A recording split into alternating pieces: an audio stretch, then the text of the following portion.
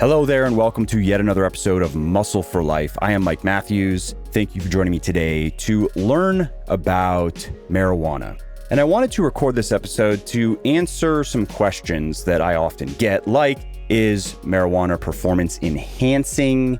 Some people ask that because in 2021, there was an American sprinter named Sha'Carri Richardson. I believe I'm pronouncing her name correctly. And she was banned from the Tokyo Olympics after she tested positive for marijuana.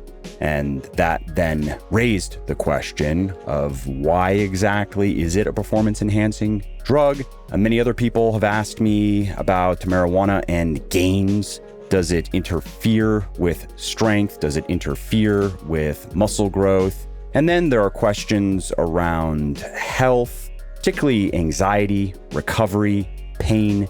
And so those are some of the things that I'm going to be addressing in today's episode. All right, normally I would start a discussion like this with a definition of terms, but I think you know what marijuana is: dried leaves, flowers, stems, seeds of the cannabis plant, and it is the most widely used illicit drug on the planet. It's estimated that 188 million adults worldwide used marijuana in 2017, and that's just under 4% of the global adult population. So let's move on from that to the meat of today's episode. Let's start with performance effects. How does marijuana affect aerobic performance or endurance performance, cardiovascular performance? Let's start there. In a review that was conducted by scientists at St. Vincent's Hospital Medical School, researchers analyzed the results of 15 studies. And what they found is that marijuana had no positive effects on aerobic performance. Specifically, the researchers found that smoking marijuana hastens fatigue, it increases perceived exertion, and it decreases work capacity, which is the amount of exercise that you're able to complete in one session. It also can make you feel dizzy, which of course can make it harder to complete a workout. There was another review conducted by scientists at the University of Toronto that looked at 4 studies on marijuana's effects on aerobic performance and found that 2 of the studies showed that marijuana had no effect, and then 2 of the studies showed that it negatively impacted aerobic performance. And then, to quote one final umbrella review, it's called, which is a review of reviews, quote, cannabis consumption has an ergolytic effect on exercise performance and therefore does not act as a sport performance enhancing agent as raised by popular beliefs. And ergolytic, by the way, means impairing exercise capacity or athletic performance. So drugs that enhance those things are ergogenic. Drugs that impair them are ergolytic. And so continuing the quote, thus, cannabis consumption prior to exercise should be avoided in order to maximize performance in sports. So it's pretty clear to me that the weight of the evidence shows that marijuana is not going to help you perform better in endurance exercise, in aerobic exercise, in sports, for example. There's also research that shows that long-term marijuana use can severely, well, I should say marijuana smoking in particular, can severely impair respiratory health. And that doesn't mean that it will stymie your aerobic performance, but it is probably not going to help if your lungs are not working as well as they could. So if you play sports or do any sort of endurance exercise in any quote unquote serious capacity or competitive capacity, marijuana is almost certainly not going to help you. You will almost certainly perform better without it. Now, what about strength, though? How does marijuana affect strength? Well, only 2 studies have investigated the effect of marijuana use on strength, and one found that it was unaffected by marijuana use, while the other reported that weakness was clearly demonstrated after using marijuana, although there aren't many more details that were shared. And both studies only measured grip strength, and neither used athletes as participants, so it's not clear if those results would apply to weightlifters or bodybuilders, more serious weightlifters, right? And while it's purely speculative, some researchers believe that marijuana may increase strength through something called bronchodilation, which is relaxing the muscles in the lungs and opening up the airways. And the reason why some researchers are speculating this is studies show that beta-2 agonist drugs, which cause bronchodilation, can improve strength and sprint performance and power in non-asthmatic people. And since short-term marijuana use is associated with bronchodilation, theoretically, it could have a similar effect to other beta-2 agonists, but I will say that has not been proven in research. Currently is just a hypothesis. And I should also mention that there is a credible counter argument to that, which is for strength to be effectively employed in any sort of sporting context, even in weightlifting, in the case of more technically demanding compound exercises like even a back squat or a deadlift or an overhead press, that strength needs to be focused and it needs to be precise. You can be very strong, you can have a lot of raw strength, potential strength, but you can fail to express that strength effectively if you have trouble concentrating, if you can't coordinate your body properly to use good technique. And I mention that because research shows that using marijuana can hinder hand-eye coordination, it can hinder focus, it can hinder decision-making, and those things are going to make it harder to effectively express strength in the gym and certainly in more complex activities like strength-dominant sports.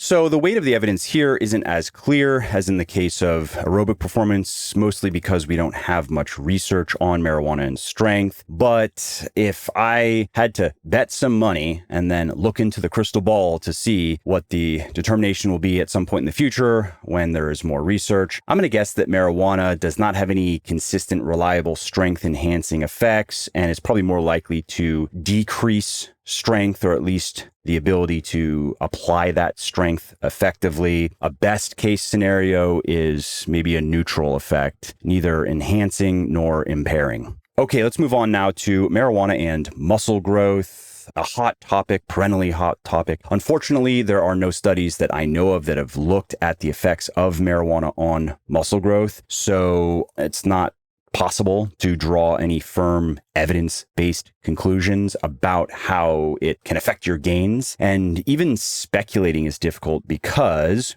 if we look at relevant research, there are a lot of conflicting findings. So for example, on one hand, you have studies that show how marijuana can affect anabolic hormones, particularly how THC can lower testosterone in rats and monkeys. But then on the other hand, human trials are more of a mixed bag. You have some studies that have shown that THC can lower testosterone and growth hormone levels in humans. And then you have other studies finding that it has no effect on these hormones. And there are various reasons why that could be, why some studies are showing that it impairs these hormones and other studies are showing that it doesn't impair these hormones. Individual factors, lifestyle, diet, genetics. So it's basically impossible at this point to predict how marijuana can affect your hormones. You would have to conduct an N1 experiment and just see what happens. And then in addition to the hormonal component of muscle building, you'd have to consider what we talked about regarding strength and how marijuana might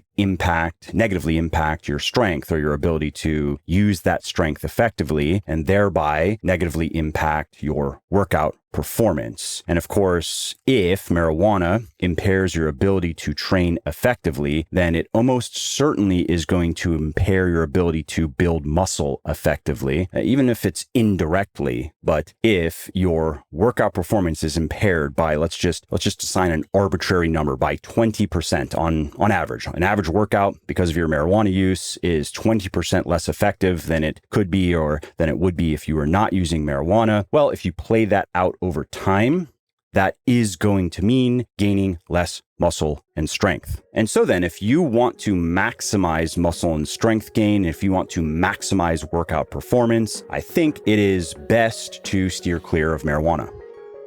One of the easiest ways to increase muscle and strength gain is to eat enough protein and to eat enough high quality protein. Now, you can do that with food, of course. You can get all of the protein you need from food, but many people supplement with whey protein because it is convenient and it's tasty, and that makes it easier to just eat enough protein. And it's also rich in essential amino acids, which are crucial for muscle building, and it's digested well, it's absorbed well. And that's why I created Whey Plus, which is a 100% natural grass-fed whey isolate protein powder made with milk from small sustainable dairy farms in Ireland. Now, why whey isolate? Well, that is the highest quality whey protein you can buy, and that's why every serving of Whey Plus contains 22 grams of protein with little or no carbs and fat. Whey Plus is also lactose free, so that means no indigestion, no stomach aches, no gassiness, and it's also 100% naturally sweetened and flavored, and it contains no artificial food dyes or other chemical junk. And why Irish dairies? Well, research shows that they produce some of the healthiest, cleanest milk in the world, and we work with farms that are certified by Ireland's Sustainable Dairy Assurance Scheme, SDSAS, which ensures that the farmers adhere to best practices in animal welfare, sustainability, product quality, traceability, and soil and grass management. And all that is why I have sold over 500,000 bottles of Whey Plus, and why it has over 6,000 4- and 5-star reviews on Amazon and on my website. So if you want a mouth-watering, high-protein, low-calorie whey protein powder that helps you reach your fitness goals faster, you want to try Whey Plus today. Go to buylegion.com/whey, use the coupon code MUSCLE at checkout, and you will save 20% on your first order. And if it is not your first order, you will get double reward points, and that is 6% cash back. And if you don't absolutely love Whey Plus, just let us know and we will give you a full refund on the spot. No form, no return is even necessary. You really can't lose. So go to buylegion.com/whey now, use the coupon code MUSCLE at checkout to save 20% or get double reward points, and then try Whey Plus risk-free and see what you think. Okay, now let's talk about marijuana and pain. Let's start with what I think is a little interesting aside, and that is that athletes have been using cannabis to relieve pain for a very long time, for thousands of years actually. It was one of the ingredients in the Fuscum Olympianico in Scriptum, or the Olympic victor's dark ointment that was used at the classic Olympics. And more recently, Western researchers conducted a large meta-analysis. This was done by scientists at the University of Bristol, and they looked at 79 studies that encompassed 6,462 participants, and they found evidence that marijuana can indeed treat pain and spasticity, muscle spasms, and therefore marijuana can indirectly boost athletic performance by helping athletes deal with aches and pains that accompany their usually rather rigorous training routines. And so again, if pain is impairing performance and if marijuana can help reduce pain, that of course then allows for better performance. Research also shows that smoking marijuana can increase pain tolerance, which of course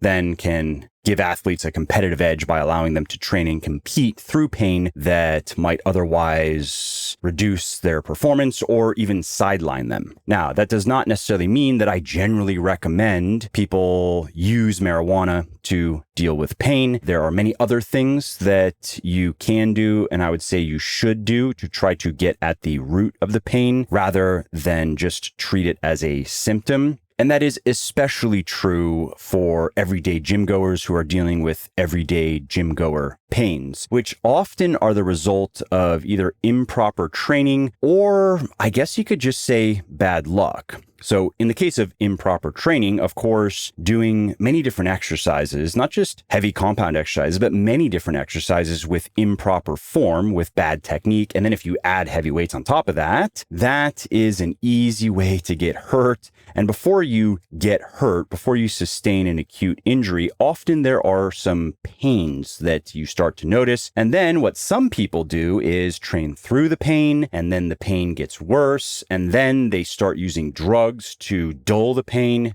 painkillers, marijuana, whatever, and they continue to make the same training mistakes, continue to aggravate what is now turning into an acute injury until it is a very painful acute injury that forces them to stop continually aggravating it. And so then in that case, which is very common, I've made that mistake myself over the years, just being stubborn and not wanting to change my programming to work around what is maybe just a repetitive stress injury, which you can do things to avoid, use proper technique, for example, follow a well-programmed workout routine, get enough sleep, eat well, blah, blah, blah. But if you train rather intensely for long enough, you are going to run into some repetitive stress injuries, which are those nagging aches and pains that you can push through, but don't quite feel right. And if you do keep training through them, they get progressively worse over time. And so that is inevitably going to happen to you. It happens to me probably once every 6 months. There's something that just gets a little bit aggravated and I have to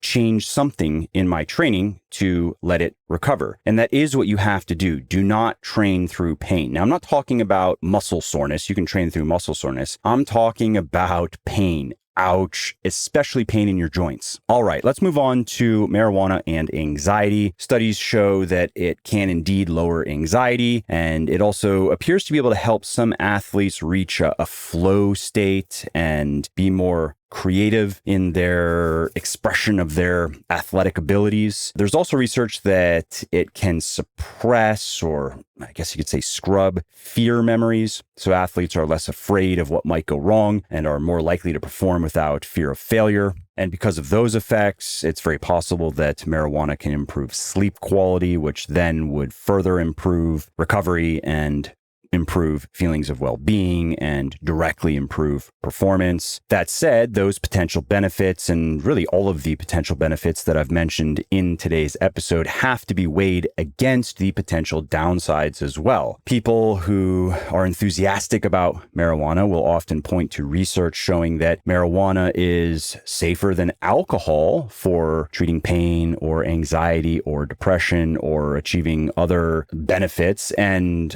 I would agree with that. I think that is a fair interpretation of the weight of the evidence, but I think it's also a stretch to refer to marijuana as safe. For example, studies show that regular long-term use of marijuana is associated with a number of non-optimum conditions, like a number of negative changes in the brain, including white and gray matter volume, blood flow in the brain. Marijuana also appears to disrupt important brain chemicals like glutamate, dopamine, and others. And those things taken collectively are associated with negative changes in learning, attention, memory, overall brain activity. That is also then associated with mental health related issues like earlier onset of psychosis, depression, anxiety. And if all that is not enough to discourage you from using marijuana regularly, studies also show that regular long-term marijuana use is associated with an increased risk of stroke, of atrial fibrillation, which is irregular heartbeat, respiratory complications, chronic obstructive pulmonary disease, testicular cancer, and research shows that people who use marijuana regularly are also at an increased risk of tobacco and nicotine dependence, and smoking cigarettes is one of the worst things that you can do for your health. Drinking too much alcohol, smoking cigarettes, two of the absolute worst things that you can do if you want to live a long, healthy life. So to summarize, weed is not going to kill your gains. It is not going to cause you to lose muscle. It is not going to give you the testosterone levels of a prepubescent girl, although it may reduce your testosterone levels significantly. However, it almost certainly will impair your aerobic performance. So that would be basically any and all sports. It very likely will impair your strength training to some degree, and thereby it can reduce the effectiveness of that strength training over time. And it comes with considerable health risks if you use it regularly and if you use it over the long term. And so my position on marijuana in general is more or less in line with my position on many drugs. Stay away from it if you can. If you are dealing with pain or anxiety or other issues that weed can help with, try other options. Try lifestyle interventions, diet interventions, exercise interventions, supplement interventions, interpersonal interventions, psychological interventions. I could go on, but I think you get the point. And finally, if you are resolved to continue using marijuana for whatever reason, at least understand the risks, maybe look into ways to mitigate those risks and understand that people who claim that there are no serious risks or that marijuana is safe or entirely safe, those people are either ignorant or lying. Well, I hope you liked this episode. I hope you found it helpful. And if you did, subscribe to the show because it makes sure that you don't miss new episodes. And it also helps me because it increases the rankings of the show a little bit, which of course then makes it a little bit more easily found by other people who may like it just as much as you. And if you didn't like something about this episode or about the show in general, or if you have ideas or suggestions or just feedback to share, shoot me an email, mike@muscleforlife.com, muscleforlife.com, and let me know what I could do better or just what your thoughts are about maybe what you'd like to see me do in the future. I read everything myself. I'm always looking for new ideas and constructive feedback. So thanks again for listening to this episode, and I hope to hear from you soon.